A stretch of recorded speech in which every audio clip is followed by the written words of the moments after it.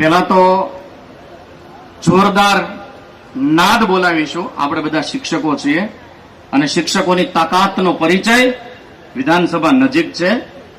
જે બહેરી થઈ ગયેલી સરકાર છે એના કાનનો મેલ તો કાઢવો પડશે ને. એના કાનને મેલ નીકળી જાય ને પોપડા ખરી જાય ને એવો જય જયકાર કરવાનો છે. બોલો ભારત માતા કે. એટલે અહીંયા હજી બહાર નથી નીકળ્યો અવાજ. આપણે વિધાનસભા સુધી પહોંચાડવાનો છે. ભારત માતા કે. ભારત માતા કે. વંદે વંદે ઇન્કલાબ ઇન્કલાબ. પછી મારે કેવું પડશે મેરે પ્યારે ભાઈઓ और બહેનો, કારણ પરિસ્થિતિ એવી ઉભી થઈ છે.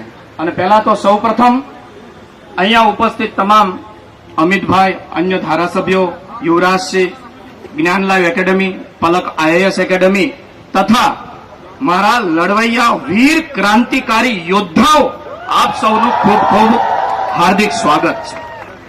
કારણ કે અહીંયા ગાંધીનગરમાં પગ મૂક્યો ને એ સાચો શિક્ષક છે, એ સાચો યોદ્ધા છે.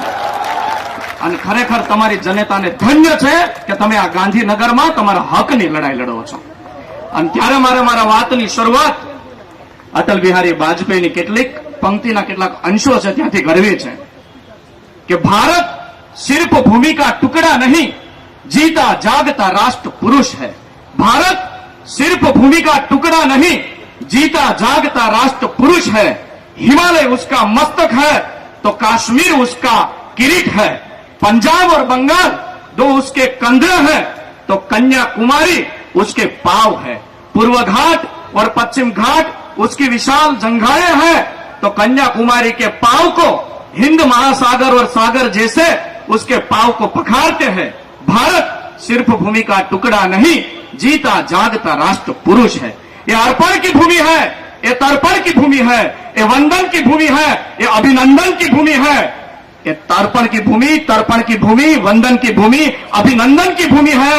हम मरेंगे तो भी भारत के लिए, जिएंगे तो भी भारत के लिए, और मरने के बाद हमारी अस्थियों को कोई कान लगाकर सुनेगा तो एक ही आवाज आएगी, भारत माता के, ભારત માતા કે. સૌપ્રથમ તો મારે વાત કરવી છે, મંત્રી શ્રી એવું આવીને બયાન આપે છે કે આ બધા ટેટ ટાટ નાપાસ વાળા આંદોલન કરે છે. હું ત્યાં ગઈ, આ ગોતવું પડશે, માર્કશીટ સાથે લઈને આવ્યો છું. જરાક ઝૂમ કરજો અને જેટલા પાસે માર્કશીટ હોય ને બધા માર્કશીટ બહાર કાઢજો. ખાસ વિનંતી, આ બાજુ બધે માર્કશીટ લેવું, કારણ કે આ ટેટ ટાટ અને 10-10 વર્ષની મહેનતનું પરિણામ બધાના હાથમાં છે.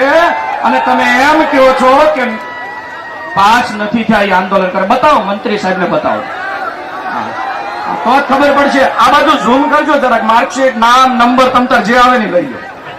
હા, લઈ લો. હા, અને પાછું આ તો અમારે પ્રિન્ટ કાઢીને લાવવી પડી, કારણ કે ઓરિજિનલ ના ઠેકાણા નથી. અને તાત્કાલિક એટલે આપી કે આવી રૂપકડી યોજના લાવવી હતી ને એટલા માટે. કેમ આમ આપણને એમ લાગે કે અમારે એક બેને કીધું હતું કે આ છે ને સહાયકારી યોજના જેવું છે, ઝેરના કટોરા જેવું છે. લાગે છે તમને ઝેરનો કટોરો? શું આ પાડો છો? આ ઝેરની આખી ડોલ છે. હું કેટલાક મુદ્દાઓ મેં નોંધ કર્યા છે સાહેબ માટે. જયારે સાહેબને કંઈક સ્ટિંગ ઓપરેશન તો નહોતું, પરંતુ મળવા ગયા અને રેકોર્ડિંગ બંધ કરવાનું કીધું. સાહેબે એવું કીધું હતું, યોજનામાં ફોર્મ ભરવું હોય તો ભરો, નહીતર ઘરે બેસી રહ્યો. આ સમય એમને બેસાડવાનો આવી ગયો છે.